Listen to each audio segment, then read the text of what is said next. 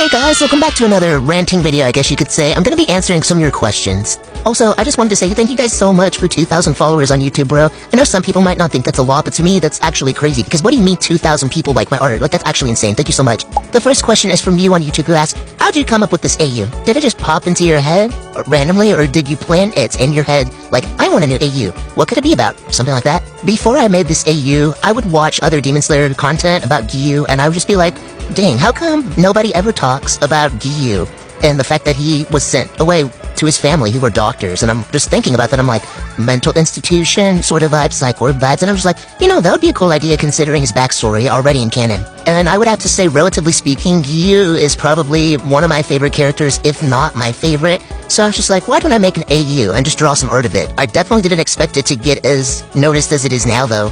All of the other stuff, like the little skits and stuff I've made of his backstory, are mostly just ideas that have come up in my head randomly, and some research of the time period stuff, like the mental asylum or institution, stuff like that. That's more of a research kind of thing. But other than that, it's mostly just stems from my imagination, I suppose. And if you know me, I love some angst, so I think that's why Guu is one of my favorite characters, if I'm being honest. Next question is from YouTube. This person asks, I am personally wondering what kind of comments you're making. Are you going to be making a backstory comic or on Guu, or are you going to be making some sort of slice of life sort of thing? I'm really curious. I really want to see where this AU is going. Currently, I'm working on figuring out his backstory and making little skits of it. I've already posted a few. It all stemmed from that one animation meme that I made of Guu, so I'll probably try to finish those up, and then eventually I'll make the comic for his backstory, and if I can, I'll work on making some current timeline stuff like him as a Hashira. And if I'm being honest, I really do like posting often. I like seeing your guys' comments on my videos, and it makes me really happy. But at the same time, I don't want to post so much to where it feels like I'm getting burned out. Which, if I'm being honest, it's already difficult for me for some reason to draw Guu as it is. So I might slow down the process, so you just kind of have to wait for the comic. Because, yes, I am going to eventually try to be doing that, but I'm not going to be saying a specific time because I don't want to make any promises that I can't keep. And to top it all off, unfortunately school is starting soon, so that's definitely going to be slowing down the process a lot. I'm not saying I'm not going to be posting, like, I'll obviously post some doodles, but doing a full-on comic and stuff is going to take me some time. But I also haven't even finished all the little skit videos I want to make for his backstory yet, before I finish the comic, so it's just going to take some time. The next question is from I Love Jay on TikTok, who asks, I'm curious, what ships do you ship? I'm one of those people who would have to say if it's legal, it's fine with me, or if it makes sense with the two characters, then it's fine with me. Like, if both of the characters clearly don't like each other, then I'm not gonna ship it, or if they just have some type of issue with each other, then I'm just, like, not into it. Don't come for me, but I really like, Guu Shino. I just think that it's cute, and I just like their dynamics together, whether it's a ship or not. I also really like Guu Mitsu. It doesn't even have to be for a romantic relationship either, I just think that they're cute together.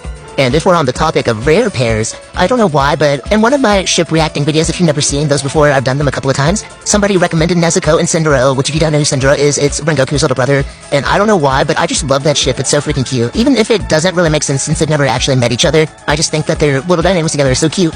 Next question is from Professional Introvert on YouTube, who asks, I've been wondering about what Sabito thought when Urokodaki first brought Guu home. Considering he had just killed a demon with his bare hands and was probably feral, I love this AU so much, keep up the great work. Well, in my last answering your questions about my AU video, somebody asked if Guu blacked out after killing the demon, which then I answered yes, considering he was in the cold for so long, and was literally fueled off of adrenaline from killing the demon in general. So when he first, quote-unquote, sees Guu, it's kind of a bewilderment kind of thing, because Urokodaki is bringing him home as he's like passed out of his arms covered in blood. So his first thought when he sees Guu is probably, what the heck is happening? Like, who is this Brandon Blade kid you just brought home, bro? And Urokodaki's just like, I found this kid and he was like killing a demon with his bare hands, and Sabito's like, you gotta be kidding me, this thing? Because at the time, Guu is like little skinny scrawny thing. And because neither of them really knew where Guu came from, it didn't take Urokodaki long to notice that his outfit was one that a mental patient would usually wear in those types of facilities, so they just automatically assumed that's where he came from. So they asked him questions and stuff, but they could see that this kid had been through some things. And I personally had canon that Guu in canon has selective mutism, so in my AU I also wanted to incorporate that too, so after he wakes up, he just doesn't really talk to anybody, even Sabito, because he doesn't trust anyone. But eventually he starts talking to Sabito and Urokodaki because he realizes that he can trust them. Another question from YouTube by Lemon asks, quick question, what does Guu do when he's with Sabito, just them in a room? What do they do? When Guu and Sabito are alone in their shared manor, since they're both the water pillars, so they get the water estate, you know, that Guu just kind of listens to Sabito and telling him about his day and whatever, that they're both just good friends and they just communicate with each other, but they have a good relationship, so they're probably just talking to each other more so. Next question is from Derpduck on TikTok, who asks, does he just walk barefoot?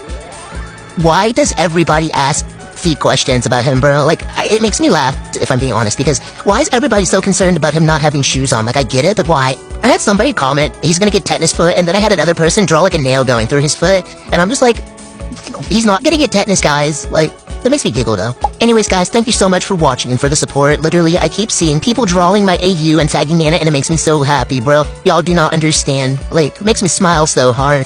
Anyways, if you have any more questions, comment them below, and I'll answer them in another part. Bye-bye!